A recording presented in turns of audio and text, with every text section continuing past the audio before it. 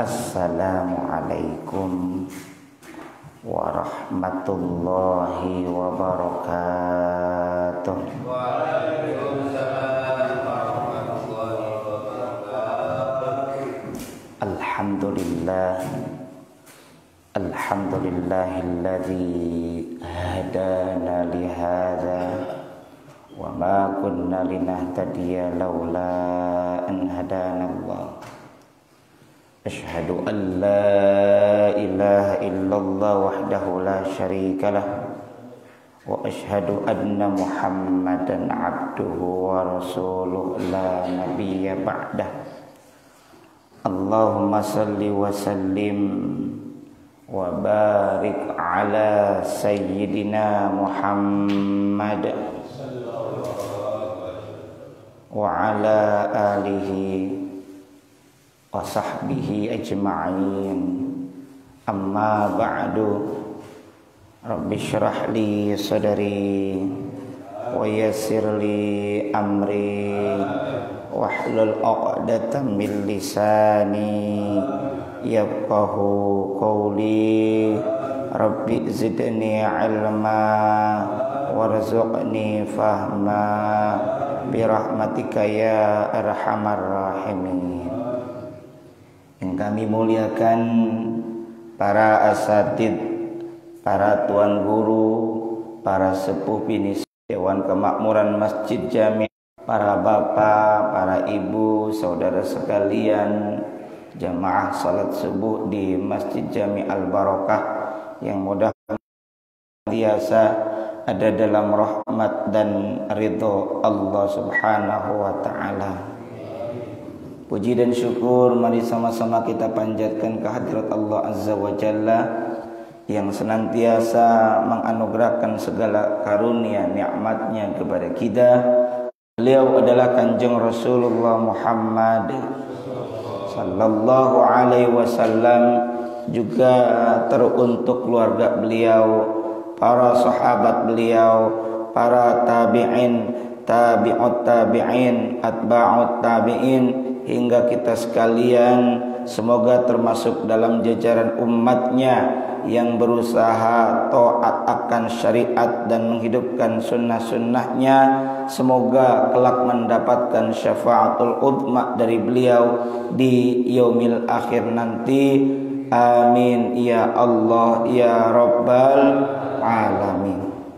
Mengawali pengajian pada kesempatan pagi yang alhamdulillah terasa sejuk ini, kita awali dengan membaca suratul Fatihah.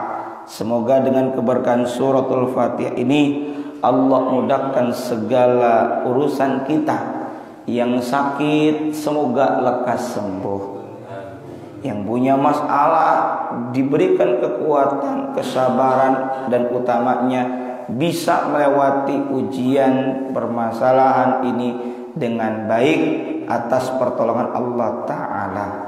Ala hadhihi niyyah wa ala kulli niyyatin salihah wa ila hadratin nabiyil mustafa Muhammadin sallallahu alaihi wasallam wa ala alihi wa azwajihi wa dhurriyyatihi wa ahli baitihi wa liman dakhala fi baitihi al-kiram syai'un lillahi lahumul fatihah. Rabbil alamin ar-rahmanir rahim maliki yawmiddin iyyaka na'budu wa iyyaka nasta'in ihdinas siratal mustaqim siratal ladzina an'amta 'alaihim ghairil maghdubi 'alaihim waladdallin.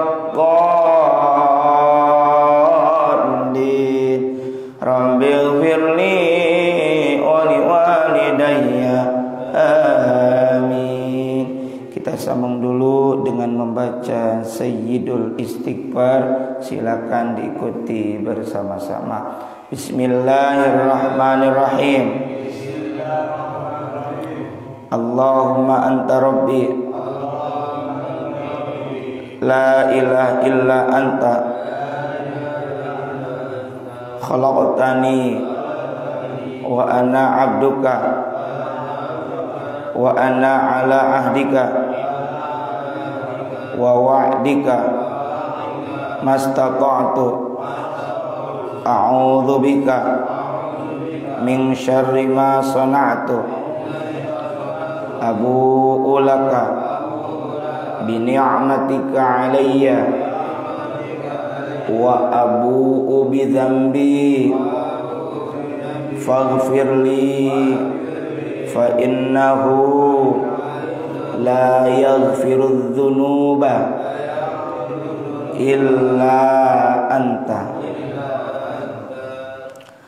Para bapak jamaah sekalian rahimakumullah, pada pertemuan ini seperti biasa rutinitas kita mengkaji kitab hadis Riyadhus Shalihin karya Al-Imam An-Nawawi Ad-Dimashqi rahimahullah ta'ala. Bab 4 tentang as-sidq, jujur benar dalam keimanan utamanya. Hadis nomor 3. Bismillahirrahmanirrahim. An Abi Sufyan, diriwayatkan dari Abu Sufyan sallallahu alaihi wasallam beserta ratusan ribu umat Islam saat itu melakukan Fathu Makkah. Fathu Makkah itu penguasaan kembali kota Makkah oleh baginda Rasulullah Muhammad SAW. Persisnya tahun 8 Hijriah. Kita kenal ada Abu Sufyan. Iya. Nanti kita bahas nih supaya tidak salah paham antara Abu Sufyan, Abu Lahab, dan Abu Jahal. Karena ini momentum orang masih memperingati Maulid Nabi, ya. Karena masih ada di bulan Rabiul Tsani, Rabiul Akhir. Orang Sunda menyebutnya bukan Rabiul Tsani populernya, tapi silih mulut. Kata almarhum bapak, silih mulut itu bisa jadi kira-kiranya tak sil al-maulud atau sil al-maulid. Sil teruskan, lanjutkan peringatan maulidnya, nggak berhenti di bulan Rabiul Awal saja. Nah, kita bahas dulu yang menjadi perawi hadis nomor 3 ini, yakni siapa tadi? Abu Sufyan. Nama aslinya adalah Sakhr ibni Harbin atau Sakhr bin Harbin. Yang kemudian Pak, menariknya ini menjadi salah satu menantunya baginda Rasulullah Muhammad SAW. Unik ya Pak ya. Nah, Abu Sufyan ini nama aslinya tahun 8 Hijriah, bulan Ramadan. Menurut satu riwayat 20 Ramadan tahun 8 Hijriah. Nabi tahun pertama hijrah ke Madinah 2, 3, 4, 5, 6. Tahun 6 itu Pak, mulanya turun ayat perintah ibadah haji. Ketika mau ibadah haji diembargo, ditolak. Itu diantara penolaknya itu. Tahun 6, tahun 7, tahun 8 baru bisa ibadah haji. Itu pun setelah di bulan Ramadannya dikuasai kembali kota Makkah. Tadi bulan apa? Ramadan. Habis Ramadan, Syawal, Dzulqa'dah, Dzulhijjah itu baru ibadah haji. Itu pun setelah dikuasai kembali kota Makkah. Tuh. Dan di tahun 8 Hijriah Abu Sufyan masuk Islam. Salah satu putrinya namanya Romlah. Romlah ini janda. Sebelumnya menikah dengan Ubaidillah bin Jahsh. Kalau Romlah mah Pak ikut hijrah bahkan ke Habasyah ikut. Cuma suaminya keluar dari Islam, ya. Kemudian dipinanglah oleh siapa? Oleh baginda Rasulullah Muhammad sallallahu alaihi wa alihi wasallam. Gitu. Jadi suaminya Romlah ini menurut satu riwayat sih belum masuk Islam memang. Riwayat yang lain pokoknya masuknya ke agama orang-orang Habasyah, ini Nasrani. Kemudian meninggal di Habasyah. Habasyah itu Ethiopia kalau tidak salah. Kemudian Romlah ini menikah kemudian dengan baginda Rasulullah Muhammad sallallahu alaihi wasallam. Dan dari keturunan Abu Sufyan inilah ada salah satu cucunya kemudian mendirikan dinasti Umayyah yang memerintah dunia Islam sekitar tahun 661 sampai 750. Ini siapa? Abu Sufyan. Kalau Abu Lahab jelas paman Nabi, kita nggak perlu dalam di situ. Kalau Abu Jahal itu beda sekali lagi dengan Abu Lahab. Abu Jahal bukan pamannya Rasulullah, bukan. Ya. Abu Lahab berasal dari Bani Hashim. Sedangkan Abu Jahal itu berasal dari Bani Makhzum. Beda. Jadi kalau sekurang mah ima keturunan Abah Soleh misalnya ya. Ini mah keturunannya Abah Toha misalnya. Ada dua orang namanya hampir mirip. Gitu. Nah, jadi Abu Lahab dari Bani Hashim, ya, karena Abdul Muthalib yang kesononya Hashim. Sedangkan siapa ini? Abu Jahal itu dari Bani Makhzum. Walaupun sama-sama dari apa tadi? Suku apa? Quraisy sama-sama. Abu Jahal itu Pak memang terkenal dengan istilahnya tuh Asadul Akhlaf. Asad itu artinya singa. Singa dari kelompok yang menentang dan bahkan bersumpah untuk memerangi Islam. Cuma ini memang nggak dapat hidayah. Beda dengan ada namanya Khalid bin Walid, di mana Khalid bin Walid itu dijuluki Saifullah, pedangnya Allah. Padahal dulu ini Khalid bin Walid salah satu penentang dakwah, ingin memerangi agama Allah, tapi justru jadi pedangnya Allah. Tuh, ya emang gimana hidayah dari Allah Subhanahu wa ta'ala. Terus kalau nama aslinya Abu Jahal siapa? Nama aslinya Amr. Nama aslinya Amr, tapi Amr bin Hisham. Memang orang banyak yang salah duga karena Nabi Muhammad juga pamannya Abu Jahal itu baninya Bani Hashim, sedangkan kalau siapa ini Abu Jahal Amr langsung bin Hashim, tapi bukan bin Hisham. Mohon maaf sekali lagi. Kalau Abu Jahalnya itu Amr bin Hisham, kalau Abu Lahab kesonohnya Hashim. Beda nggak Hashim bin Hisham? Beda. Kalau Abu Lahab Hashim, kalau Abu Jahal Amr bin Hisham. Dulu Nabi pernah berdoa minta kepada Allah agar Allah memberikan hidayah ataupun agar memberikan hidayah supaya bisa masuk ke dalam Islam, membela Islam salah satu dari dua umat. Satu Umar bin Khattab, yang keduanya ini Amr bin Hisham. Karena dua-duanya ini Pak kuat, punya kekuatan. Apalagi Umar bin Khattab, tanda petik nih, jegernya lah, kira gitu ya, jeger lah. Nah, tapi Allah menghendaki yang masuk Islam dan membela Islam siapa? Umar bin Khattab. Sedangkan Amr bin Hisham itu justru memusuhi Rasulullah dan menolak dakwah serta kenabian baginda Rasulullah Muhammad SAW. Iya. Oleh karena itulah dia terkenal dengan nama Abu Jahal. Abu itu secara bahasa bapak, Jahal kebodohan. Bukan bodoh secara keilmuan, bukan, tapi secara akhlakul karimah, secara adab, secara etika. Kalau di masyarakat Quraisy, ini Abu Jahal terkenal dengan sebutan Abul Hakam. Karena bagi masyarakat mereka, ini Abu Jahal yang nama aslinya Amr bin Hisham itu dikenal sebagai seorang laki-laki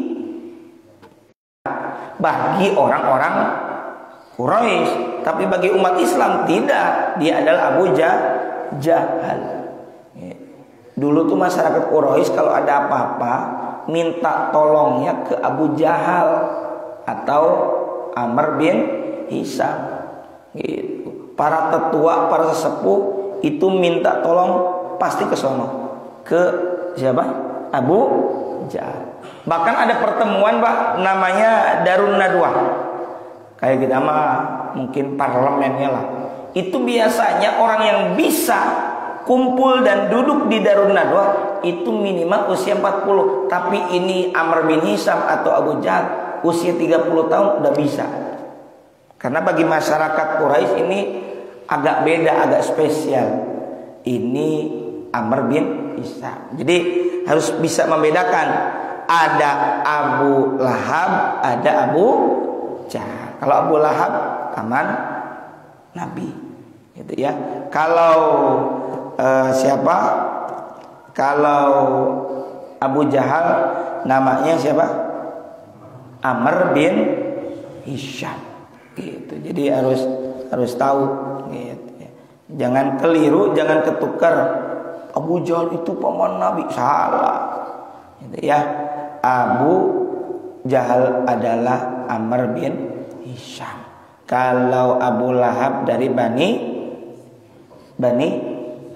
Hashim.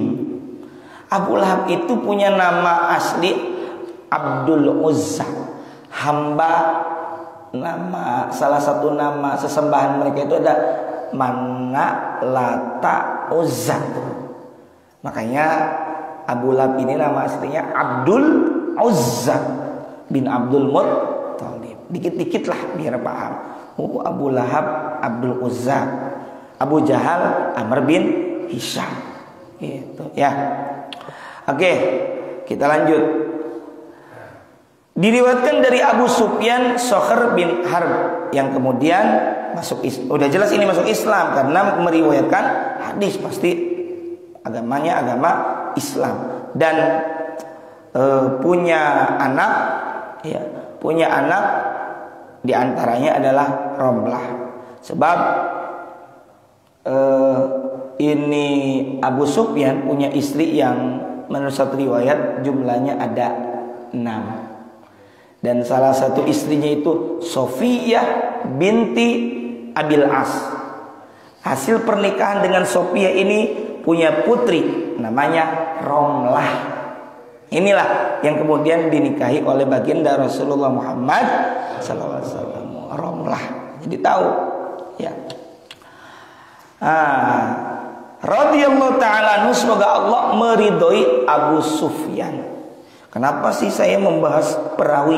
Satu tujuannya biar kita ini bisa mengetahui siapa saja sahabat Nabi. Yang kedua, ini hadis ada sumbernya, ada perawinya. Kita harus mengetahui betul siapa perawi ini.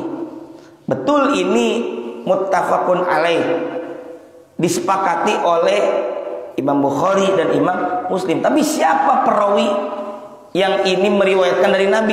Oh, namanya Abu Sufyan. Nama aslinya Sokhr bin Harb. Pakai bak Harbin, ya, Harb. Radhiyallahu ta'ala anhu, semoga Allah meridhai beliau. Fi hadithihi tawil, dalam hadisnya yang panjang. Aslinya hadis ini panjang. Ya. Fi qissati Hilqin, tentang yang mengisahkan tentang kisah Hirqil itu Heraklius ya.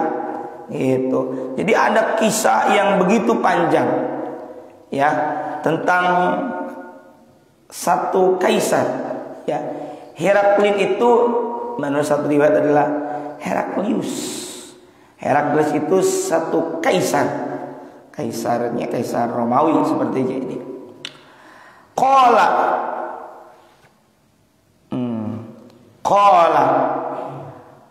berkata Hirqlu itu bukan dari bahasa Arab ya, satu kaisar. Jadi pernah ditanya begini. Famadza ya'murukum, yakni Nabi sallallahu alaihi wasallam. Famadza ya'murukum. Ini Abu Sufyan pernah ditanya oleh seorang kaisar raja Romawi ya. Kaisar raja Romawi Timur yang memimpinnya itu dari tahun 610 ya, sampai 641 itu ya. Ditanya ini Abu Sufyan, famadza ya'murukum, singkat kata, singkat cerita dari berbagai hadis yang begitu panjang.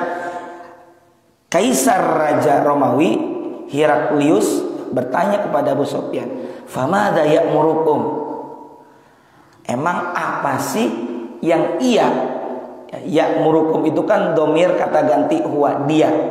Apa yang dia, maksudnya yang Nabi perintahkan kepada kalian, yakni dia itu Kangjeng Nabi Muhammad SAW. Ini kaisar, ini Abu Sufyan, emang apa sih yang dia perintahkan kepada kalian? Itu maksudnya. Qala Abu Sufyan, jawab Abu Sufyan, qultu, aku, kata Abu Sufyan berkata, yaqulu, beliau yakni Kangjeng Nabi pernah bersabda, yang diperintahkan apa itu? U'budullah, beribadahlah kalian kepada Allah. Jadi perintahnya adalah beribadah kepada Allah.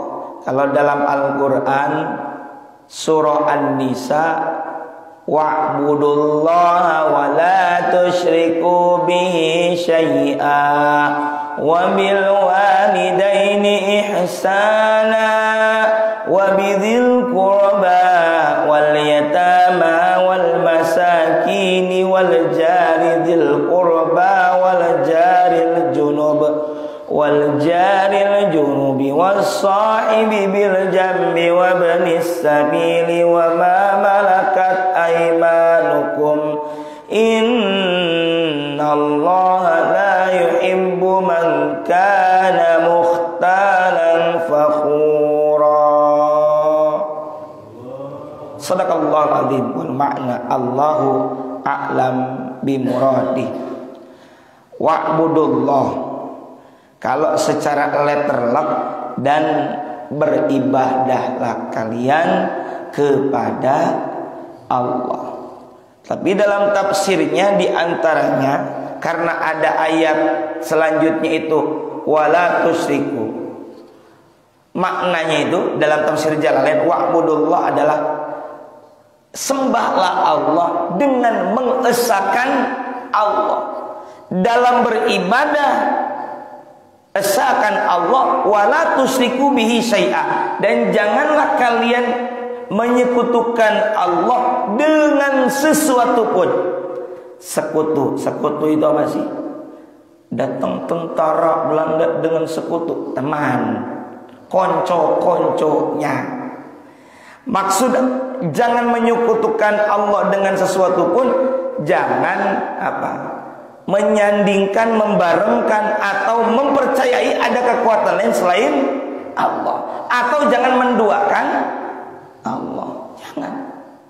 Kita dulu pernah bahas dalam bahasan ikhlas bahwa Nabi bilang riya itu disebut dengan syirkul asghar. Syirkul asghar. Asghar apa asghar? Lain asgar, asgar masih garu. Asghar itu sogir. Apa sogir? Kecil. Syirkul asghar, syirik level kecil. Lah, Bukankah syirik itu menduakan Allah? Ya. Ria. Kok ria yang artinya cek Sunda nama hayang kapaja, pengen dipuji, ingin kelihatan dan mengharapkan pujian dari orang lain, kok disebut sebagai syirik sih? Iya, syirik itu kan menduakan Allah. Kenapa ria disebut syirik level kecil? Karena dia sudah menduakan Allah. Kenapa? Karena dalam beribadah satu sisi dia ingin mendapatkan pahala, sisi yang lain udah ngeduain, dia ingin mendapatkan pujian dari manusia, itu udah kedua. Maka yang kecil aja nggak boleh, apalagi yang gede. Wala tusyriku bihi syai'ah. Janganlah kalian mempersekutukannya kepada Allah, syai'ah, dengan sesuatu pun, apa aja tidak boleh gitu. Cuma kita nih untuk bahasan syirik emang kudu hati-hati, karena ada saja yang menganggap yang dilakukan oleh orang-orang seperti kita ini ada yang disebut syirik. Misalnya mohon maaf, ini yang saya dengar, jangan ziarah kubur, menyembah kuburan. Enggak, ziarah kuburan itu datang ke kuburan niatnya satu, mendoakan. Dan namanya mendoakan, berdoanya kepada Allah. Terus itu kepada makam wali, bertawassul, mintanya kepada Allah dengan wasilah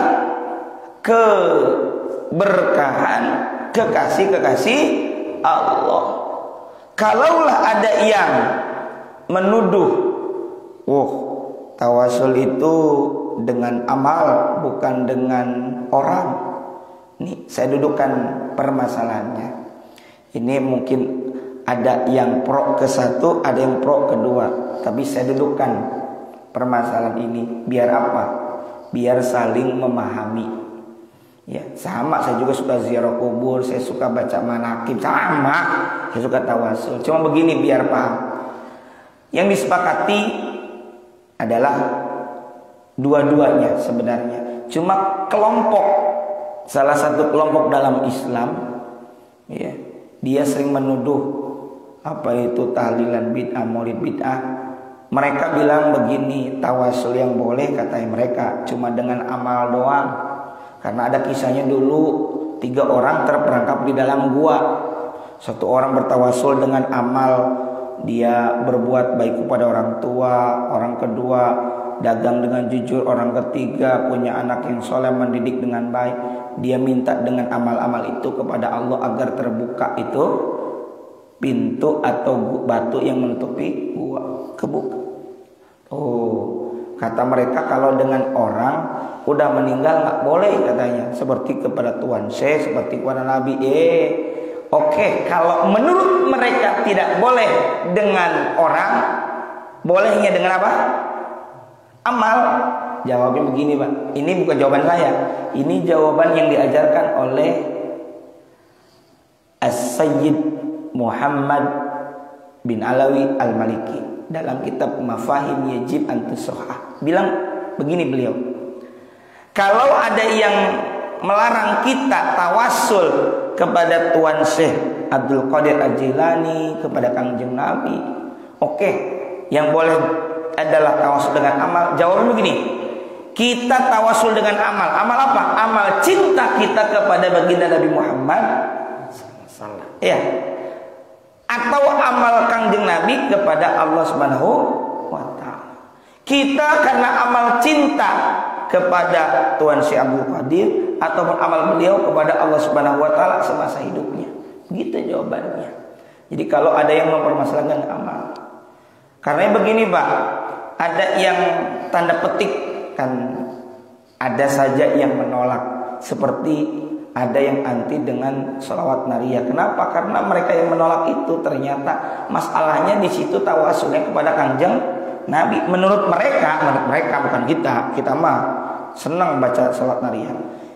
Menurut mereka nggak boleh tadi tawasul dengan orang yang telah meninggal. Kalau kita boleh, itu aja.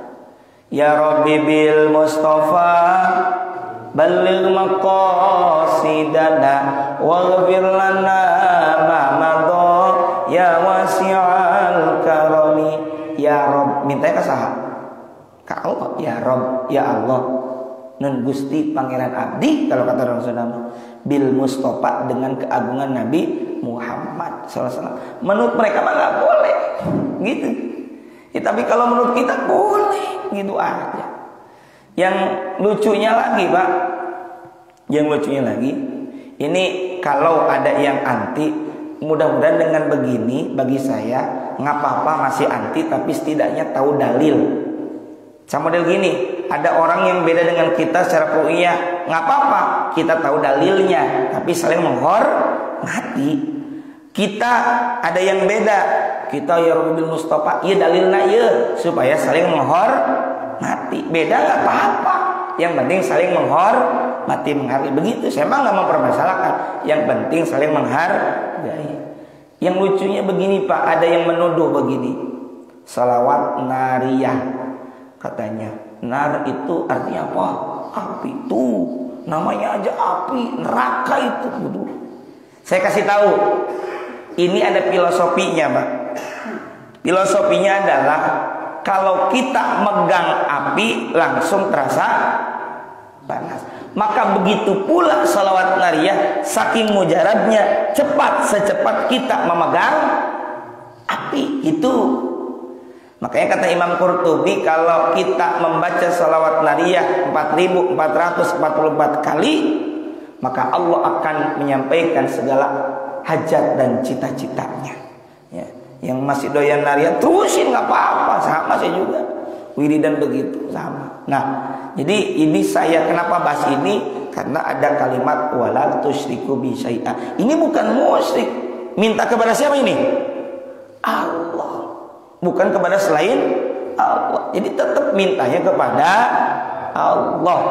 Ya. Kita ziarah mintanya kepada siapa? Allah. Mendoakan orang meninggal boleh. Ya nggak boleh. Mendoakan orang mati nggak boleh. Orang hidup didoain mati nggak boleh. Ya. Ngadoakan pae siapa temenang betul. Yuk kita mendoakan orang mati, orang masih hidup doain mati nggak boleh. Gitu. Nah, kalau ada yang melarang, Pak, tahlilan mendoakan untuk orang yang mati, berarti maaf, nggak boleh dong mensolati orang meninggal, betul nggak? Karena mendoakan orang yang mensolati jenazah itu, di situ ada doa Allahumma gfir lahu, ngedoain ampunan, rahmah, afiyah untuk orang yang telah tahlilan. Mendoakan bukan? Mendoakan. Disebut tahlilan itu karena banyak la ilaha illallah itu. Cuma saya pernah bilang, saya kritisi dikit, kritik buat kita. Syarat tahlil syarat tahlil itu nih, kita niat ikhlas karena Allah, termasuk ikhlas nolongin tetangga kita kena musibah. Kenapa? Allahumma ausil, kan itu doanya, baca aja di doa tahlil. Di antaranya itu Allahumma ya Allah ausil, sampaikanlah thawaba ganjaran atau pahala ma qara'nahu, apa yang telah kami baca, minal Qur'anil Karim, daripada Al-Qur'anul Karim, seperti Yasin dan sebagainya, wa mahallalna tahlil wa masabah dan sebagainya. Jadi kita tuh minta ke Allah agar Allah menyampaikan pahala yang kita baca. Cuma begini, ini mah kritik buat kita, bukan ngomongin orang kita. Bagaimana kita mau menghadiahkan pahala, kita sendiri tidak ikhlas. Kumaha rek nepungkeun ganjaran, urang sorangan teu meunang ganjaran. Teu meunang ganjaran kumaha? Datang karena jomet. Gitu. Nges niatnya karena Allah. Istilahna tenang. Kita mah datang ke sawah rek macul, lamun menang belut cokotong. cokot. Tahlilan aing mere berkat cokotong. Ya cokot gitu tong rieut gitu ya. Jangan ribet. Tetap niat nolong orang lain. Jadi ulah niat innalillahi wah saminggu dapur aman ya ulah gitu. Ya, niat mah tetap ikhlas karena Allah. Ya, kadang kala ada itu. Ai salat isya can beres, ada di tempat sohibul musibah geus rapih eta teh. Nu rek tahlilan teh, ai ke masjid henteu, aneh banget. Aya di ditu. Jadi mah moal juga moal ya. Barokah dengan al berkah gitu ya. Lebih mencari berkah ketimbang berkah gitu ya. Di ditu ulah di dia mah ulah gitu ya. Jadi ini sebenarnya kritik buat kita. Maka hadir ke kendurian tahlilan itu niatkan karena Allah nolong orang lain. Atau syukur-syukur ada tetangga meninggal. Atau cai-cai nasadus anu murah maka 15.000 juga ada, saya nyumbang airnya kan gitu ya. Lebih baik begitu. Udah berasnya dari saya tuh lumayan, ayah 5 kilo beas kopi tariakeun gitulah gitu ya. Jadi tolong menolong gitu ya. Kalau kita bisa menolong dengan tenaga, tolong dengan tenaga. Atau kadang-kala begini. Ini contoh-contoh saja lah, praktis lah contohnya. Kan suka ada tuh fidyah ya. Sok dikelilingkeun, kalau di saya masih dikelilingkan. Qabil tuh. Qabil itu artinya apa? Aku terima. Kalau mau kita sodakohkan lagi ya udah. Qabil tuh sodaktuka kan gitu. Aku terima dan aku sodakohkan. Ya, saya tampi, saya terima ya. Nah, ini buat bantu-bantu. Kan udah jadi milik kita tuh. Ya kan? Hatur nuhun, terima kasih satu kula. Di mama ayah beren beas mah istilahnya gitu ya. Yang ada. Ini kan termasuk pilihan. Ya tapi juga jangan suudzon si eta mah dibawa beas enggak apa-apa. Ini mah pilihan semua juga ya enggak? Pilihan. Ini mah contoh kita arek ngaluarkeun duit teu aya atuh. Misalnya terima kasih. Nih nitip ya. Gitu. Kenapa enggak? Ini semua pilihan. Yang ngambil juga enggak salah, enggak. Saya enggak bilang itu salah, enggak. Semuanya adalah pilihan gitu. Kan bisa ngebantu. Supaya apa? Kadang-kala mohon maaf, kelompok yang tidak suka dengan tahlilan itu mencerca tahlilan gara-gara itu. Gara-gara apa? Orang lagi kena musibah malah dibebankan. Kan kita mah nggak ada tuntutan dan tidak ada kewajiban supaya mereka berkat, betul nggak? Gitu. Syukur-syukur kita yang jadi tetangga ikut membantu. Nah ini kenapa saya fokus tentang ini? Ini kita sedang bahas ada kalimat ubudullah wahdahu. Ubudullah, beribadahlah kalian kepada Allah wahdahu dengan mengesahkan Allah ya. Wahdahu la tusyriku bi syai'a. Janganlah kalian mempersekutukan Allah dengan sesuatu pun. Karena kemarin Covid ada juga banyak orang meninggal. Tahlilan, ini kelompok yang tidak suka dengan tahlilan makin menyerang. Saya kasih jawabannya begitu. Ya, kenapa ya? Saya juga sama. Saya suka sholawatan, nariyahan, tahlilan, maulidan. Saya kasih jawabannya begitu. Bagi yang anti dengar jawaban ini, mudah-mudahan jadi tahu, oh yang tahlilan ini dalilnya, sholawat nariyah ini dalilnya. Jadi meskipun tidak ngerjain sama kayak kita, minimal menghormati, menghargai. Embung aing ada tahlilan mendingan kene dahar ieu di batan. Nah, jangan begitu juga ya, karena orang mau sodakoh gitu. Kalaupun ada istilah katanya yang makruhkan, maksudnya itu tidak boleh memaksakan komo sabari ngutang. Jangan. Kita kedatangan tamu, kemudian buat minum itu kita ngutang dulu, itu juga makruh. Jika gitu hak sodako tapi ngutang ya jangan gitu ya. Oke, lanjut. Apalagi yang dipesankan oleh Nabi, karena Kaisar Romawi Timur nanya, apa sih emang yang diperintahkan Nabi Muhammad kepada kalian? Yang kedua, watruku ma yaqulu abaukum, dan tinggalkanlah oleh kalian ma apa saja yaqulu yang diucapkan abaukum oleh orang tua kalian. Maksudnya dulu orang tua kalian yang mengajak kepada kemusyrikan, yang mengajak kepada kemaksiatan, kedurhakaan, tinggalkan pokoknya ya. Apa saja perkara yang dibawa oleh nenek moyang kalian yang menyelisihi, berbeda dengan syariat Islam, itu maksudnya. Nah, ini misalnya ada ayat 22 sampai 24 surah Az-Zukhruf.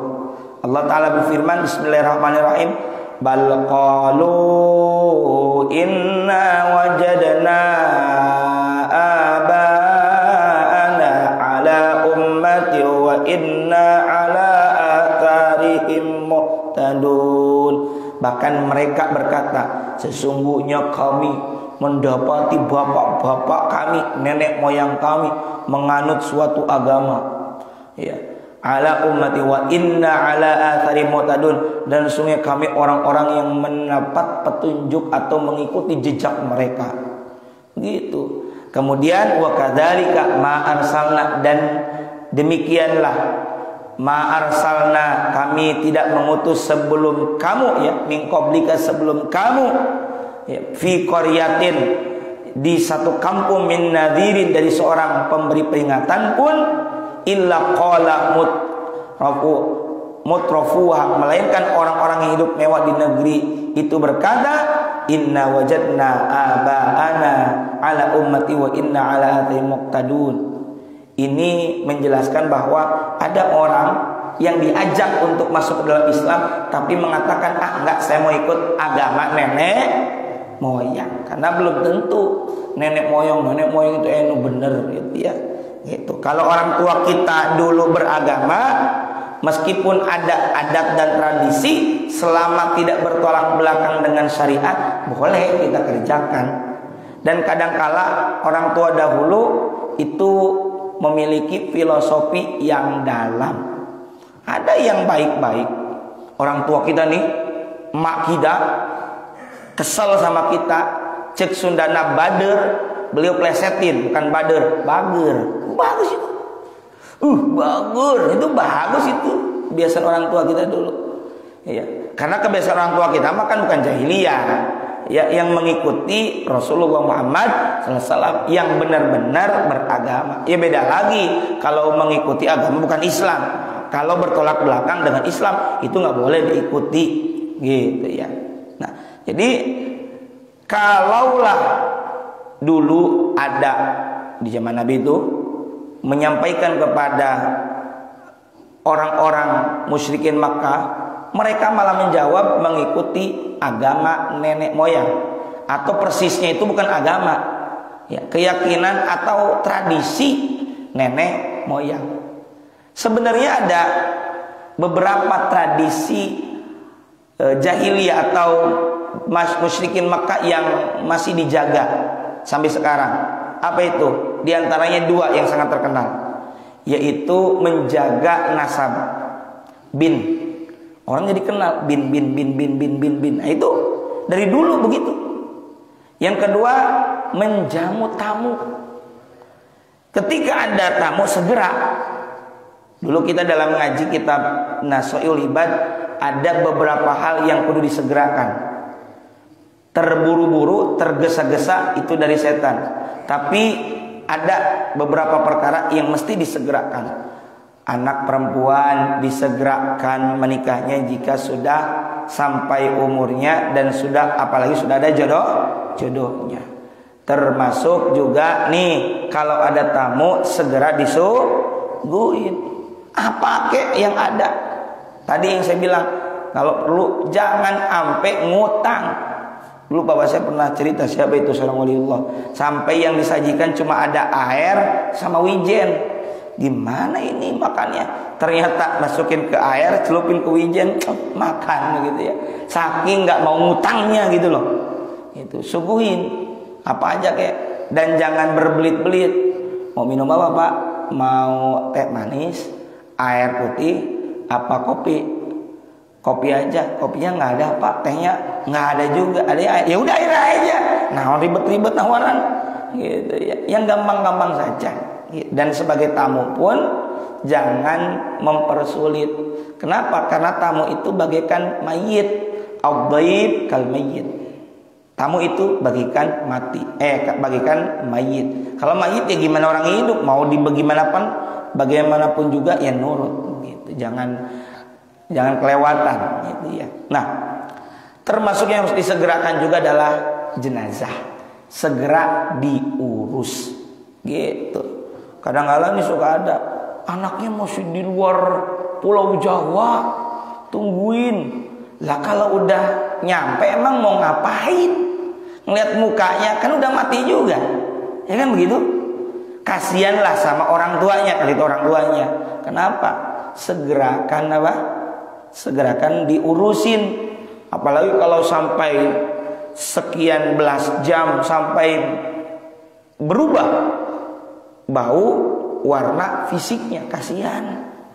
Ya, jadi harus bijak kalau kita sebagai orang tua, gitu kan. Doakan saja, gitu, ya. Kemudian watraku ma yaqulu abaukum, tinggalkan apa saja yang dikatakan oleh orang tua kalian. Ini mengajak kepada kemusyrikan. Kalau orang tuanya benar, adat yang diajarkan benar, ya boleh. Kalau enggak, ya jangan diikutin. Yang ketiga, wa ya'muruna bis sholati. Beliau yakni Kangjeng Nabi memerintahkan kepada kami apa? Bis sholati, untuk mendirikan sholat. Sholat diwae.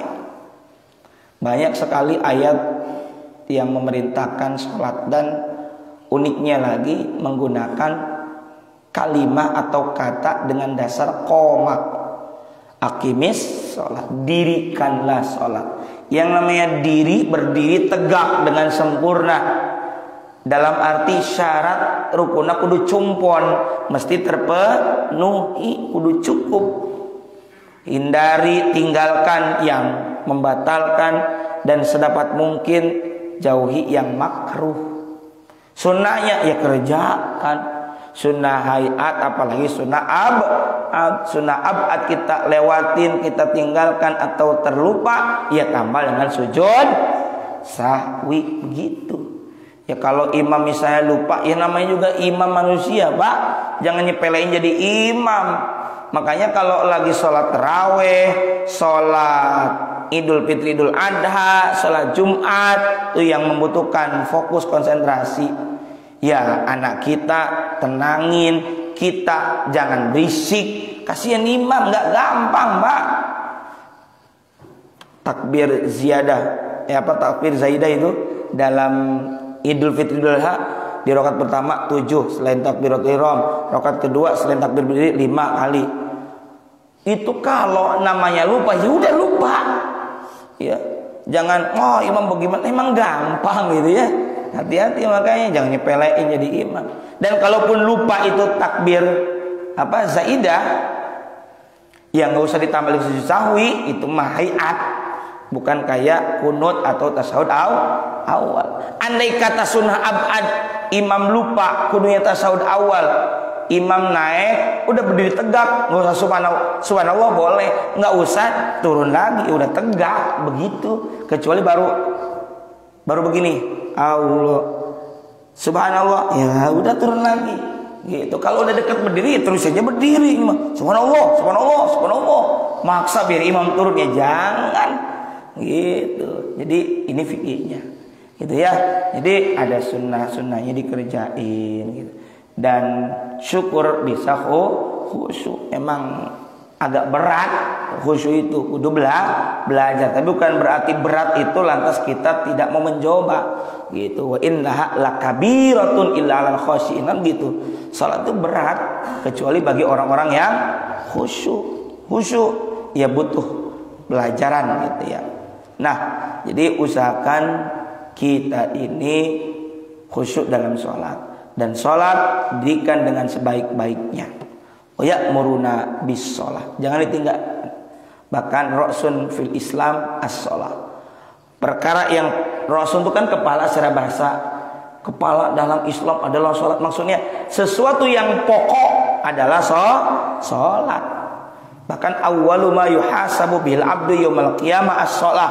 Perkara yang kali pertama dihisab dari seorang hamba di hari kiamat nanti adalah sholat. Kalau sholatnya benar, yang lain kebawa benar. Ya. Kalau yang lainnya nggak benar, kalau sholatnya nggak benar, yang lain nggak benar. Kenapa? Karena kudunya sholat itu kalau benar, inna sholata tanha anil fahsya'i wal munkar. Sesungguhnya sholat itu mencegah dari perbuatan keji dan mungkar. Kudunya begitu. Tapi kalau tidak mencegah perbuatan keji dan mungkar, dia sholat tapi STMJ, sholat terus maksiat jalan. Yang salah bukan sholatnya, tapi orangnya. Sahih teh nyolong sendal di masjid, dasar sholat mah tetap sholat, nyolong mah tetap nyolong. Nggak boleh bilang begitu, berarti nyalahin sholat. Bilang aja ada maling kebetulan ikut sholat gitu. Emang maling dia mah begitu, ya gitu, ya. Wa ya'muruna bis-sidqi. Nah ini yang menjadi bahasan bab ini. Dan baginda Nabi memerintahkan kami bis-sidqi, untuk bersifat jujur, benar, jujur benar dalam perbuatan dan tindakan, sejalan omongan dan tindakan. Kalau tidak sejalan, bagaimana? Idza hadatsa kadzaba. Apabila ia berkata, ia berdusta. Itu ciri orang munafik. Wal iyad billahi min dzalik. Ini kadang-kala yang susah kita taufik hidayah inayah kepada Allah, agar Allah memudahkan kita untuk jujur, untuk benar, ya. Karena di zaman ini dengan berbagai teknik media, sosmed dan lain-lainnya, kayaknya berbohong itu jadi gampang. Belum lagi acara-acara yang disiarkan itu kadangkala mendorong kecenderungannya kepada tidak semuanya, ada yang mengajak kepada bohong. Jangankan bohong, kita gibah ngomongin yang benar saja, kalau kedenger sama orangnya dia marah karena yang ia benci yang diomongkan itu adalah gibah.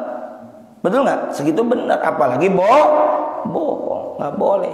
Jadi Nabi memerintahkan kami, kata Abu Sufyan, untuk berkata benar, bersikap yang jujur. Ya, kalau kata istri, kata seorang perempuan, abang aku mau ke Sukabumi asal lewat Tajur, katanya. Aku mau punya suami, tapi suami yang jujur, begitu katanya. Kemudian wal afaf, ya, wa ya'muruna bis sholati wasidqi wal afafi. Beliau juga memerintahkan untuk al afaf. Al afaf itu menjaga iffah, harga diri, kehormatan. Ada doa, Allahumma inni as'alukal huda wat tuqa wal afafa wal ghina. Itu bagus tuh, Pak. Allahumma, ya Allah, inni sesungguhnya hamba, as'aluka mohon kepadamu. Kalau kami mimpin doa, Allahumma inna nas'alukal huda wat tuqa wal afafa wal ghina. Ya Allah, sesungguhnya kami mohon kepadamu al-huda, hidayah, petunjuk. Nas'alukal huda wat tuqa, ketakwaan, wal afafa, ini iffah, kehormatan, wal ghina, dan kecukupan, atau bolehlah diartikan kekayaan. Baca apa ini? Ya, itu pendek. Allahumma inni as'alukal huda wat tuqa wal afafa wal ghina. 4. Allahumma inni as'alukal huda wat tuqa wal afafa wal ghina. Tuh, diulang tuh bareng-bareng. Allahumma inni as'alukal huda wat tuqa wal afafa wal ghina. Kudu punya tambahan doa, kudu punya kumpulan doa. Kalau yang umum kan Allahumma a'inni ala dzikrika wa syukrika wa husni ibadatik. Tambah lagi tuh kumpulan doa. Oh Allahumma inni as'alukal huda wa tuqa wal afafa wal ghina. Itu supaya kita ini dijaga harga diri dengan tidak meminta-minta. Dijaga harga diri ini dengan cara dicukupkan oleh Allah Subhanahu wa ta'ala. Jangan minta-minta. Sebab al-yadul ulya khairu minal yadi sufla. Tangan di atas lebih baik daripada tangan di bawah. Tapi mun aya nu mere cokot gitu. Minta jangan lah ya. Jaga muruah, jaga harga diri. Gitu karena Allah Ta'ala berfirman dalam surah An-Nur ayat 33, Bismillahirrahmanirrahim, wal yasta'fifil ladzina la yajiduna nikahan hatta yughniyahumullah min fadli. Itu wal yasta'fif dan di situ failnya alladzina la yajiduna nikah. Orang yang tidak mampu nikah, hendaklah apa? Wal yasta'fif itu dikedepankan. Hendaklah menjaga harga dirinya, menjaga kesucian dirinya. Jangan sembarangan gaul, jaga kehormatan gitu. Hatta yughniyahumullah, sehingga Allah mengkayakan, memampukan mereka. Jadi kalau kita ifah menjaga harga diri, Allah akan mengkayakan, begitu berarti ya. Kemudian terakhir dalam hadis ini yang diperintahkan oleh Allah kepada umat Islam, dalam hal ini disampaikan oleh siapa? Abu Sufyan. Ketika ditanya oleh Kaisar Heraklius, Kaisar Romawi Timur, apa yang dijawab? Oh, Nabi kami juga memerintahkan kami untuk apa? Wasilati, untuk menyambung silaturahmi. Silah itu menyambung sebenarnya ya. Kami diperintahkan untuk menyambung ikatan kekerabatan, menjaga silaturahim ya. Dalam surah An-Nisa ayat pertama Allah berfirman, wattaqullah, dan bertakwalah kalian kepada Allah, alladzi tasaaluna bihi wal arham, yang mana dengan mempergunakan nama Allah kalian saling meminta satu sama lain, wal arham, dan peliharalah hubungan silaturahim, duduluran gitu ya, menjaga silaturahim. Jelas keutamaan silaturahim. Apa kata baginda Nabi? Man ahabba, siapa yang suka, ayyub satolahu fi rizki, untuk dilapangkan, diluaskan, dijembarkan milik rizkinya. Pengen gak kita diluaskan milik rizki? Oh pasti urusan rezeki mah. Wa yunsa'alahu fi athari, dan dipanjangkan dalam arti diberkahkan umurnya. Falyasil rahimahu, maka sambunglah silaturahim, duduluran. Secara logika sederhana, orang terbuka beas ulin kadulur ngai apa silaturahim ke teman orang baik. Aduh, nggak ada beras. Oh, nggak ada beras, nih ada. Tuh kan silaturahim. Atau minimalnya dengan doa. Ketemu assalamualaikum, udah doa, salam sejahtera untukmu kalau terjemahkan, rahmat untukmu, keberkahan untukmu, doa. Panjang usia, berkah umur. Tuh, itu yang dijawab oleh siapa? Oleh Abu Sufyan ketika ditanya oleh raja atau kaisar Romawi Timur namanya Heraklius. Jadi ditanyanya tadi, madza ya'murukum, apa yang diperintahkan Nabi kepada kalian? Jawabnya tadi, ubudullaha wahdahu la tusyriku bihi syai'a, sembahlah oleh kalian apa? Allah, semata-mata mengesahkan Allah, dan janganlah kalian mempersekutukannya.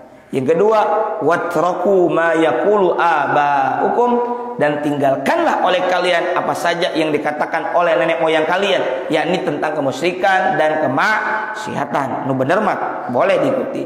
Yang ketiga, wa ya'muruna bis shalah, dan beliau memerintahkan kami untuk mendirikan salat, wasidqi, jujur, wal afaf, apa tadi, menjaga kehormatan, wasilah, dan menyambung silaturahim. Muttafaqun alaih. Hadis ini disepakati, diriwayatkan oleh Imam Bukhari dan Imam Muslim. Nah, ini saja mungkin yang bisa kami sampaikan. Semoga ada manfaat dan barokahnya. Jika ada yang perlu disampaikan atau ditanyakan, kami persilakan. Ustaz, ini kan sekarang saya dengar ya, walaupun saya tidak Ustaz rincinya itu ada undang-undang yang lagi digodok oleh Mendikbud terkait masalah yang bisa menimbulkan kebebasan seksual. Itu biar masyarakat kita tuh tidak ada menimbulkan persepsi macam-macam. Gimana Ustaz? Ya, itu Permen nomor 30 kalau nggak salah ya, 30. Di situ pada mulanya dulu Permendikbudristek nomor 30 tahun 2021 ini memang ada beberapa yang menuai pro kontra ya, atau kontroversi. Di mana kalimatnya di situ, jika tidak diizinkan oleh korban.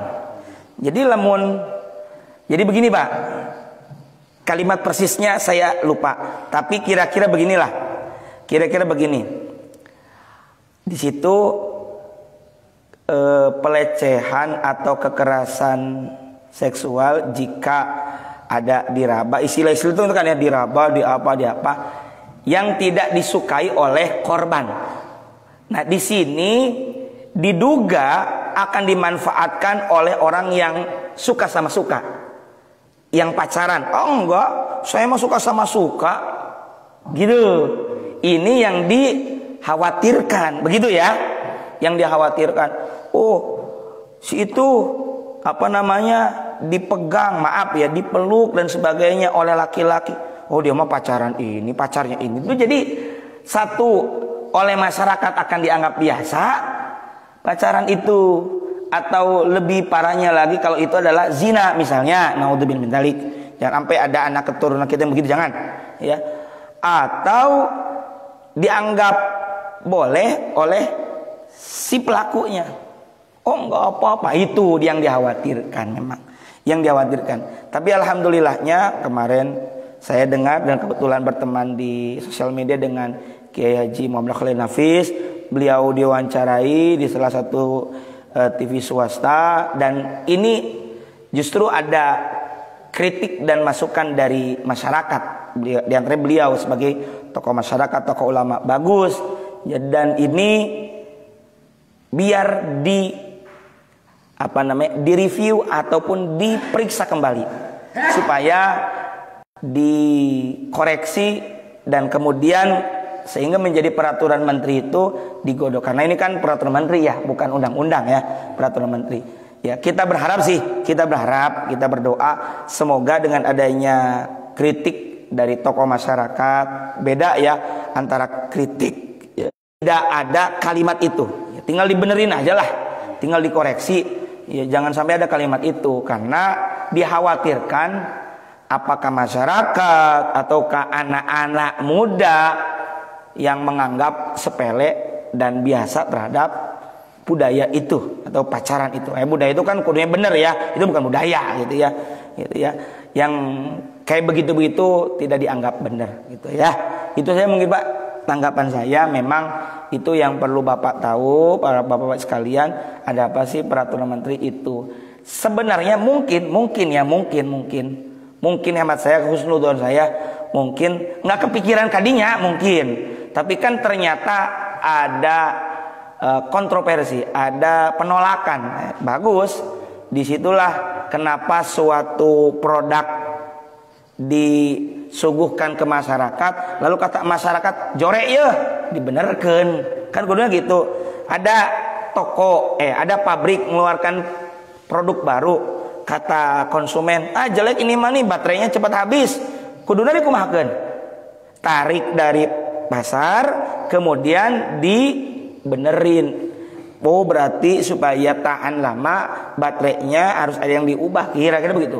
Oh, ini produk peraturan menteri ini ditolak oleh masyarakat karena bertolak belakang dengan etika, dengan tradisi budaya masyarakat Indonesia, apalagi dengan agama Islam. Tarik deui, benerkeun kalau sebuah peraturan ingin dijadikan aturan. Maksudnya gitu. Ya kita doakanlah ya para pemimpin kita di level manapun, para pejabat dan apapun itu tugasnya, semoga diberikan taufik dan hidayah oleh Allah Subhanahu wa taala sehingga produk hukum, peraturan-peraturan, undang-undang yang digelontorkan, yang disajikan kepada masyarakat itu menjadi peraturan yang baik, membawa kebaikan. Amin ya Allah ya Rabbal Alamin. Ini saja yang bisa kami sampaikan. Yang ada waktu nanti malam boleh hadir ke tempat saya, ke rumah saya, bukan di masjid, di rumah ya, di majelis ya, acara ba'da maghrib haul, ba'da isanya ada tabligh akbar. Semoga sehat semua dan yang punya waktu silakan menghadiri acara tersebut. Mari kita tutup dengan doa. Astagfirullahaladzim ya Maulana Allah ya mujibas sailin. Bismillahirrahmanirrahim. Alhamdulillahirabbil alamin. Hamdan na'imin, hamdan syakirin, hamdan yuwafi ni'ama yukafi mazidah. Ya Rabbana lakal hamdu wa lakal syukru kama yanbaghi li jalali wajhikal karim wa li 'azimi sultanik. Allahumma salli ala nuril anwar wa sirril asrar wa tiryakil aghyar miftahi babil yasar sayyidina wa maulana Muhammadinil mukhtar wa alil athar wa sabil akhyar adada ni'amin ibdali. Allahumma ij'al hadza jam'ana jam'an marhum wa tafarruqana min ba'di tafarruqan ma'suma. Allahumma rabbana anfa'na bima 'allamtana, rabbi 'allimna alladhi yanfa'una, rabbi faqina faqih ahlana aqrabatil lana fi dinina ma'alil qadri untha wa dzakar wa hasbunallahu wa ni'mal wakeel wa la haula wa la quwwata illa billahil aliyyil azim. Wa sallallahu ala sayyidina Muhammad wa ala alihi wa sahbihi wasallam. Subhana rabbika rabbil 'izzati amma yasifun. Assalamun ala mursalin walhamdulillahi rabbil alamin. Mohon maaf atas segala kehilapan, kekurangan, kealfaan. Wallahul muwaffiq ila aqwamit thariq. Wassalamualaikum warahmatullahi wabarakatuh.